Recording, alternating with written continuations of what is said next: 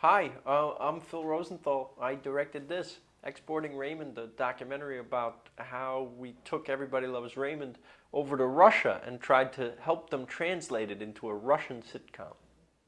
The head of Sony called me in his office and he told me that Sony had, in fact, invented the sitcom in Russia. It didn't exist before they brought the nanny over there a few years ago.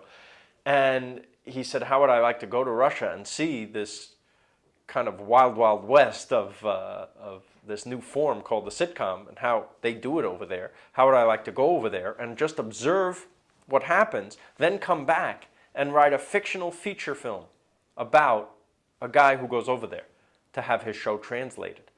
And I said, well, if the situation really exists, these people you're telling me about really exist, why not just bring a camera crew over and film what really happens? And then he said, I love that idea. Would you be the guy? So like an idiot, I said yes, because then I had to go. Once I got there, I realized maybe it wasn't going to be so easy.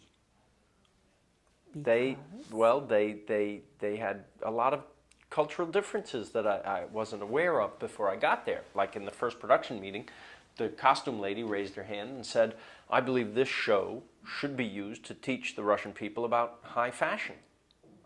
In my first writers' meeting, I ran into a brick wall right away where they said, you know, we've got a problem with this whole Raymond character.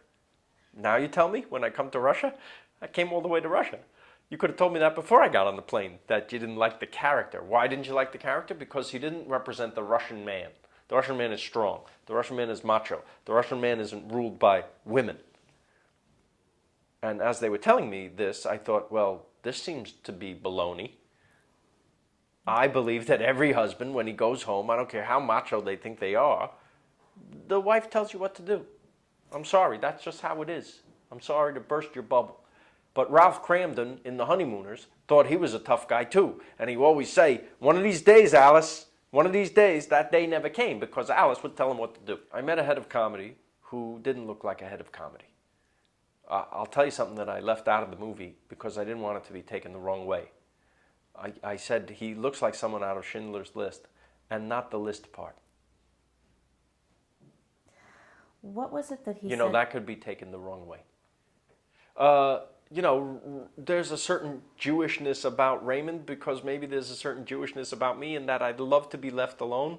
I don't want any problems. I'll do whatever you say as long as I can go lie down now. I don't want any trouble or conflict. Please don't put me in the middle. Please, can we eat now? These are all things I care about. Yeah. The Israeli version of the show is going to be adapted by a very talented writer over there named Daniel Lapin, who's had great success over there with his own sitcoms. And he happens to be a fan of our show, and he would like to do the adaptation. I'm all for it because I think he really gets it. You know, I don't need to go back to Israel to supervise. I was there. I found Israel to be a lot like Hebrew school. But I did enjoy it, and I love the people. And I love the food,